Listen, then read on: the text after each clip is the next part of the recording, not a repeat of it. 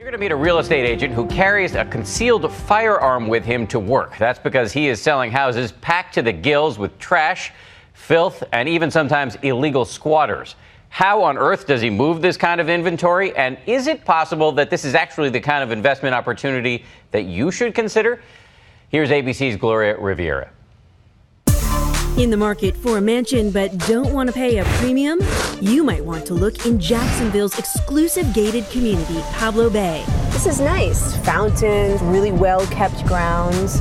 It's a nice community. Inside, there is a house for sale that will take your breath away, but not in a good way. Wow, this is crazy. In severe disrepair, seemingly unlivable. What's your name? And seemingly unsellable. It's a garage sale gone bad, right? It's a garage sale gone epically bad. Unless you're real estate agent Todd Arnold. What do you see it as? Something that has opportunity where someone can easily clean it up. For just like you see right here, you gotta get rid of all this. You gotta get rid of all this stuff, but it's also the filth. Where most see trash, Todd sees potential treasure. He finds distressed homes like this in danger of foreclosure, prices it low, and tries to sell them fast. It's called short sale. The opportunity for me, because I believe the house is only worth what someone's willing to pay. Todd's mission today is to convince mom of three, Jennifer, that this nightmare of a house could become her family's dream home. So Jen, tell me why you're here. What are you here to see? We're here to look at this house because it is a short sale and a good price for this neighborhood. But there's a catch, right? It's not very clean. Jen's first impression? That is strong. What is that? Smoke and animals. Smoke from what? Smokers. I expect Jen to hightail it out of here, but she seems to be seeing the potential. I guess I'm just an optimist and I like a challenge, but well, you have a challenge here. I have a challenge. I mean, it really though, it would come down to the price. This could be a lot worse. It looks pretty bad. Definitely would have to get a new toilet seat. Yeah, you need that.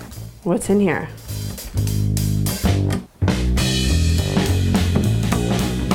Oh my God, look at this. Nasty. If these homeowners don't take their belongings with them, Jen could be stuck with all of that cleanup. But do you think that's dog pee? I think that's dog pee. But Todd thinks he can convince Jen to buy it for the bargain price of $315,000. That's 40% below the market value. Oh my God. Turn into a storage room. But it's a Jack and Jill bedroom with a bathroom in the middle. But look she still sees the upside. Oh my God. Good buyer, good buyer.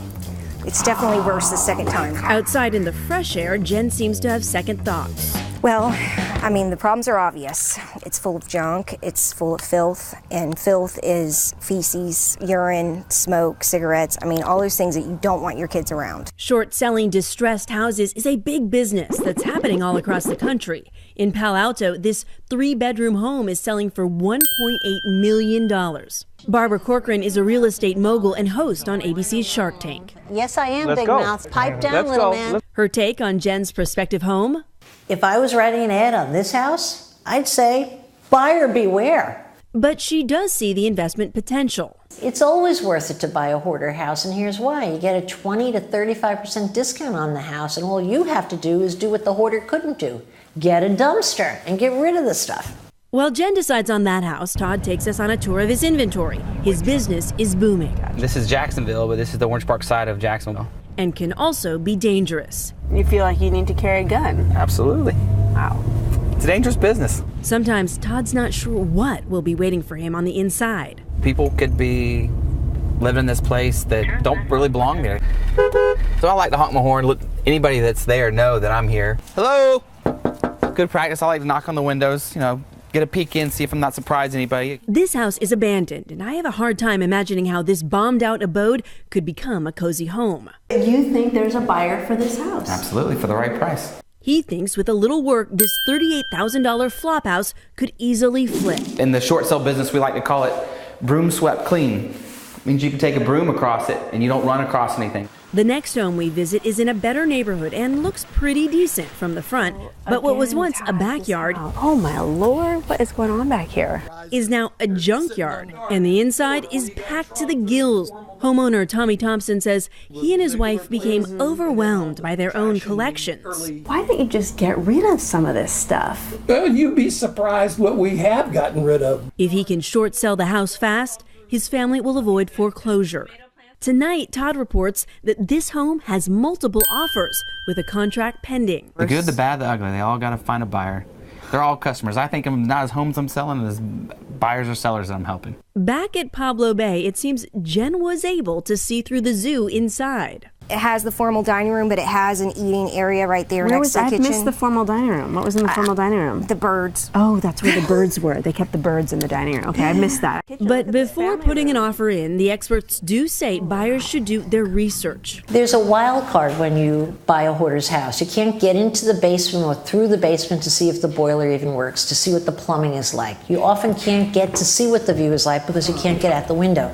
So there's some guesswork. Jen's finally ready to make a decision. You know all the work that it will bring. Are you still thinking about putting in an offer? Yeah. Yeah. Yep. I would do it. You are not easily daunted. But Jen may not have been fast enough. Tonight, Todd reports that home received multiple offers and went over the asking price. I mean, no shame in the highest price from your end, right? I mean, No. that's a good thing. I'm happy to sell it at any price. If I sell at $10,000 or $300,000, as long as they close, it's money. If they don't close, no money. Right. For Nightline, I'm Gloria Riviera in Jacksonville, Florida.